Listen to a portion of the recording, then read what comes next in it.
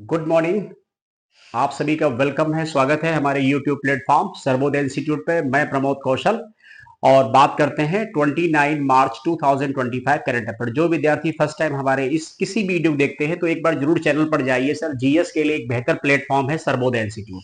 जो विद्यार्थी जुड़े हैं या जो जिसके सहयोग से विद्यार्थी जुड़ रहे हैं उनको बहुत बहुत धन्यवाद। सभी लोग थोड़ा थोड़ा प्रयास करोगे। देखिए, जितने विद्यार्थी हमसे पढ़ते हैं, हमारा वीडियो देखते हैं, किसी कोचिंग संस्थान में हो, कहीं पर भी हो, एक बार जरूर अगर वो बच्चों से बोलेंगे तो एक बार जरूर वो जुड़ने का प्रयास करेंगे। तो क्या होगा, ऐसे बहुत सारे बच्चे एक सही प्लेटफॉर्म पर आ जाए। मतलब कहने का है कि हम ये नहीं चाह रहे, अगर आपको मेरा प्लेटफॉर्म सही नहीं लग रहा तो आप तुरंत हमारे प्लेटफॉर्म को छोड़ दो। अगर बढ़िया लग रहा है तो जुड़ो भी और जोड़ने का प्रयास करो।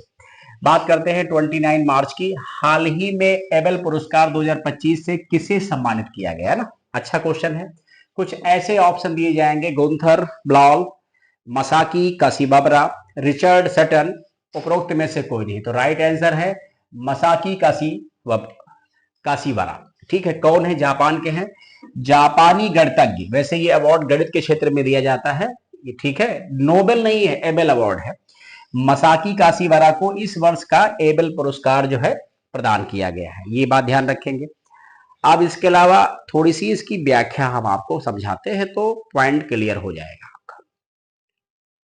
देखिए, एबेल पुरस्कार नॉर्वे के द्वारा प्रदान किया जाता है। इसका नाम नॉर्वेजियन गणितज्ञ नील्स हेनरिक एबेल के नाम पर रखा गया। अब बात समझ में आई नहीं आई? इसकी स्थापना 2002 में की गई थी। पहली बार 2003 में इस अवार्ड को देना शुरू किया गया। ये गणित के क्षेत्र का सम्मान है। इसमें पुरस्कार 7.5 मिलियन नॉर्वेजियन क्रोन है। 7.5 मिलियन नॉर्वेजियन क्रोन, क्योंकि नॉर्वे करेंसी क्या है? क्रोन या क्रोना। ठीक है। चलिए, इसके बाद देखते हैं अगला क्वेश्चन क्या है। कुछ भी आप सबको कभी लगे कोई ऐसी चीज है कि भाई अच्छा नहीं लग रहा है, या बहुत फास्ट पढ़ा रहे हैं, धीरे पढ़ा रहे हैं, टाइम वेस्ट हो रहा है, सब देखिए, हम तो चाहते हैं कि 15 मिनट से ऊपर न्यूज ना जाए। और बहुत लोग जो एक एक घंटे सुबह से हम पढ़ा रहे हैं उसमें पक्का दाएं बाएं जरूर किया होगा, इधर उधर की न्यूज जोड़ी होगी स्टैटिक, क्योंकि 10-15 क्वेश्चन पढ़ाने के लिए सर 15 मिनट बहुत होते हैं। उसके लिए 1 घंटा नहीं चाहिए, जब तक हम यहां वहां नहीं करेंगे। मार्च 2025 में त्रिसेवा अभ्यास प्रचंड प्रहार का आयोजन कहां किया गया? अरुणाचल प्रदेश, राजस्थान, मिजोरम, मेघालय। राइट आंसर अरुणाचल प्रदेश है। इस युद्ध अभ्यास में तीनों सेनाएं 25 से 27 मार्च 2025 के मध्य अरुणाचल प्रदेश में प्रचंड प्रहार का अभ्यास किया। ठीक, तीनों सेनाएं शामिल हैं, अपना ही है। और थोड़ा करने की वजह उधर इसलिए भी क्योंकि चाइना को भी थोड़ा बहुत बीच बीच में डोज देनी जरूरी है। सेप कटकरा। सोच रहे होंगे ये कौन सा गेम होता है भाई? सबसे अच्छी बात है दिमाग हमारा ये, सर ये कौन सा गेम है, हमने तो कभी पढ़ा नहीं, हमने तो सुना नहीं। सेप कटकरा विश्व कप 2025 कहां आयोजित किया गया? अभी समझाएंगे सेप कटकरा क्या होता है। दिल्ली, गुजरात, बिहार, उत्तर प्रदेश। राइट आंसर बिहार है। ये एक पारंपरिक मलेशियाई खेल है। दक्षिण पूर्व एशियाई देशों में बहुत लोकप्रिय है। ये खेल फुटबॉल और वॉलीबॉल का मिश्रण है और भारत में इसे किक वॉलीबॉल के नाम से जाना जाता है। बात समझ में आई? इसे ही क्या बोलते हैं हम लोग? सेप कटकरा। अब इसके अलावा और देखेंगे, सेप कटकरा फेडरेशन ऑफ इंडिया की स्थापना 1982 में दिल्ली में हुई थी। दिल्ली इसका मुख्यालय है। इंटरनेशनल सेप कटकरा फाउंडेशन की स्थापना ये भी 1982 में हुई। मुख्यालय इसका बैंकॉक थाईलैंड है, जहां पर अभी अर्थक्वेक आया हुआ है। ये खेल बिहार में पाटलिपुत्र स्पोर्ट कॉम्प्लेक्स में खेला गया, जिसका शुभंकर क्या था? भीम था। ध्यान रखें, जिसका शुभंकर क्या है? भीम मस्केट। भारतीय पुरुष टीम ने जापान को फाइनल में हराकर स्वर्ण पदक जीतकर इतिहास रच दिया। ये पहली बार है जब भारत ने इस प्रकार के विश्व कप में अपना गोल्ड मेडल जीता है ना। तो ध्यान रखेंगे सेप कटकरा। समझ रहे होंगे कांस कहां से आ गया पॉइंट ना। अगला क्वेश्चन हमारा क्या है? पंजाब सरकार किस वन्यजीव अभ्यारण्य में राज्य की पहली तेंदुआ सफारी स्थापित करेगी? अच्छा क्वेश्चन है, ध्यान रखेंगे। पंजाब सरकार ने, तो इसका राइट आंसर हो जाएगा Jhajjar Bachauli wild life sanctuary. क्या आंसर हो जाएगा? झज्जर। ध्यान से पढ़ लेंगे, Jhajjar Bachauli wild life sanctuary. Jhajjar Bachauli वन्यजीव अभ्यारण्य पंजाब के रूपनगर जिले में स्थित है और यहीं पर, ठीक है, पंजाब की पहली तेंदुआ सफारी स्थापित की जाएगी, लिपॉट। इसके बाद हमारा अगला क्वेश्चन क्या है? दुनिया में सबसे ज्यादा दूध उत्पादक देश कौन सा बन गया है? तो जाहिर सी बात, इसमें चाहे कोई बन जाए, कितना बन जाए, नंबर वन पे एक ही देश रहेगा, भारत। सेकंड पे अमेरिका, थर्ड पे चीन। भारत 239 मिलियन मैट्रिक टन दूध उत्पादन के साथ दुनिया का शीर्ष देश बना हुआ है। भारत ने अगले 5 वर्षों में 300 मिलियन मैट्रिक टन दूध उत्पादन का लक्ष्य रखा है। भारत में प्रति व्यक्ति दूध की खपत 471 ग्राम है, यानी इतना तो आदमी दूध पी जाता है या किसी प्रकार से कंज्यूम करता है। पशुपालन और डेयरी विभाग ने 2014 में राष्ट्रीय गोकुल मिशन शुरू किया था, जिसका उद्देश्य विदेशी नस्लों का विकास करना और गौ जातीय पशुओं की उत्पादकता बढ़ाना, ताकि दूध उत्पादन में वृद्धि हो सके। आइए कुछ इंपॉर्टेंट फैक्ट्स बताते हैं जो आपके लिए मोस्ट इंपॉर्टेंट है, किसी भी एग्जाम के लिए मोस्ट इंपॉर्टेंट। ठीक है, भारत हथियार आयात में दूसरे स्थान पर है, जबकि प्रथम पर कौन है? यूक्रेन। भारत स्टील उत्पादन में दूसरे पर है, जबकि प्रथम पर है चीन। ये सब ध्यान रखना कि भारत किस स्थान पे है, ये सबसे ज्यादा आपके लिए इंपॉर्टेंट पॉइंट रहेगा। क्लियर है बात ना? अगला पॉइंट देखते हैं हम लोग।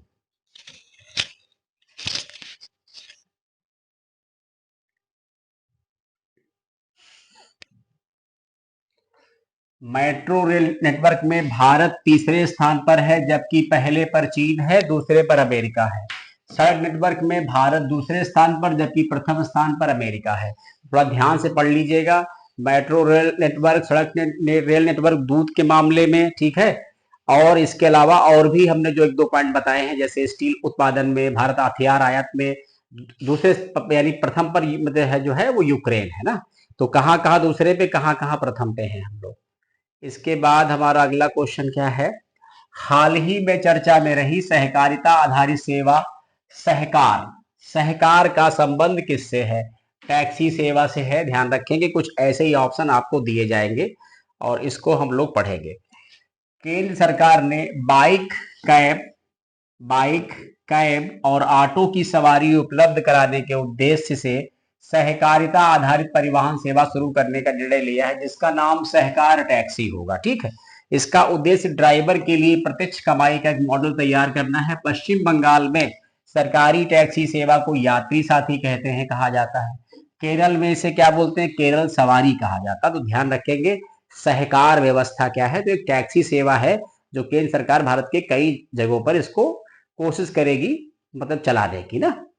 अगला क्वेश्चन भी मोस्ट इंपॉर्टेंट है करंट के लिहाज से।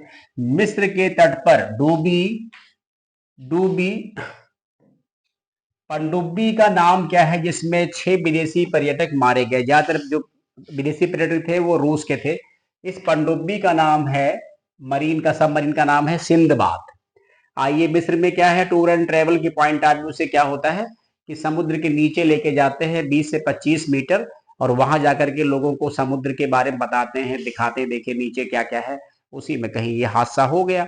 अब आजकल पनडुब्बियां भी सेफ नहीं रही ना, तो ये हादसा हुआ, तो इसका मतलब मिस्र का टूर एंड ट्रेवल क्या होगा? थोड़ा प्रभावित होगा। आइए, सिंदबाद पनडुब्बी एक पर्यटन पनडुब्बी थी जिसमें रूस, भारत, स्वीडन और नॉर्वे के 45 विदेशी पर्यटक और मिस्र के 5 चालक दल के सदस्य सवार थे। बड़े बड़े छिद्रों से सुसज्जित ये पनडुब्बी यात्रियों को लाल सागर के शानदार प्रवाल और समुद्री जीवन को देखने का अवसर प्रदान करती है। भाई, लोग एक्साइट होते हैं कि चलो भाई समुद्र के नीचे देखते हैं क्या क्या है ना।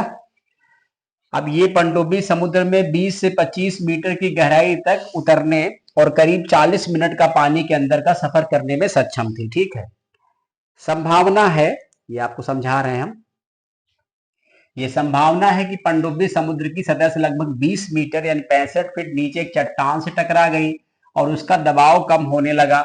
इससे पनडुब्बी में पानी भर गया और वो डूब गई ना। ये पॉइंट है। अगला क्वेश्चन हमारा क्या है, तो उसको देखेंगे। अगला क्वेश्चन है हमारा,